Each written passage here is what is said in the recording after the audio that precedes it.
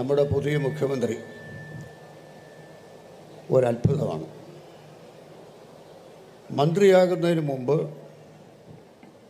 മുഖ്യമന്ത്രിയാകുന്നതിന് മുമ്പ് പ്രതിപക്ഷ നേതാവായിരുന്നപ്പോൾ ഇത്രയധികം ജനപ്രീതി നേടിയ മറ്റൊരാളും കേരള രാഷ്ട്രീയത്തിൽ ഉണ്ടായിട്ടില്ല. ആ ജനപ്രീതി അദ്ദേഹത്തിൻ്റെ സ്വഭാവം കൊണ്ടും പെരുമാറ്റം കൊണ്ടും ഇടപെടലുകൾ കൊണ്ടും ഉണ്ടായതാണ്. ഒരു വ്യക്തിയുടെ ജീവിതത്തിൽ അയാളുടെ പരമമായ ലക്ഷ്യത്തിൽ എത്തിച്ചേരണമെങ്കിൽ 4 വഴികൾ കടന്നു പോകണം. 1 ശ്രദ്ധ, 2 യജ്ഞം, 3 ഉപാസന, 4 നമ്മൾ എത്തിച്ചേരുന്ന ജ്ഞാനാധികാരം എന്ന പരമമായ പദവി. ആദ്യം വേണ്ടത് ശ്രദ്ധയാണ്. എന്താണ് തൻ്റെ ലക്ഷ്യം? ആ ലക്ഷ്യത്തിൽ ശ്രദ്ധ വയ്ക്കുക. രണ്ടാമതായി യജ്ഞമാണ്.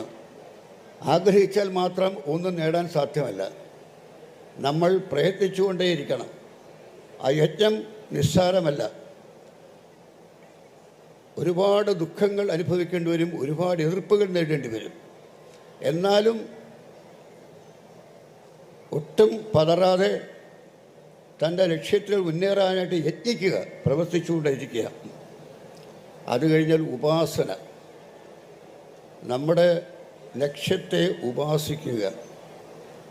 അവിടെയാണ് അത് കഴിഞ്ഞാൽ നമ്മൾ ജ്ഞാനാധികാരം എന്ന പദവിയിലെത്തും. അത് ജ്ഞാനത്തിൽ നിന്ന് നമ്മൾ നേടുന്ന അധികാരം.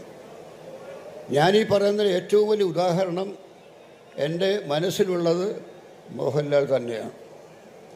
ശ്രദ്ധയും യജ്ഞവും ഉപാസനയും കൊണ്ടാണ് അത് ഇന്നത്തെ അവസ്ഥയിൽ എത്തിച്ചേർന്നത്.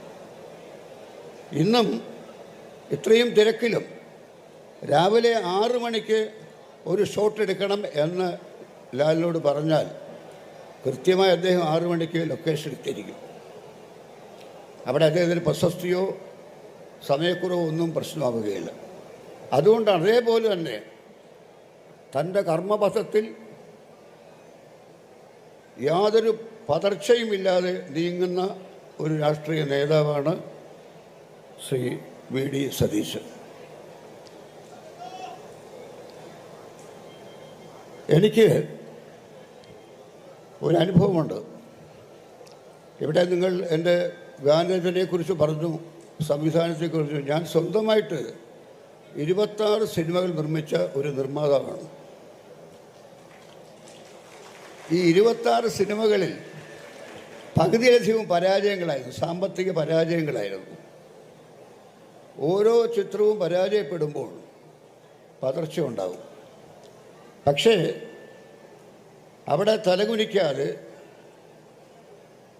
മുന്നോട്ട് പോവുകയും എതിർപ്പുകളിലൂടെ മുന്നോട്ട് പോവുകയും ഇപ്പോഴും സാമാന്യം ആരോഗ്യത്തോടുകൂടി ജീവിച്ചിരിക്കുകയും ചെയ്യുന്നു ഈ പ്രായത്തിൽ.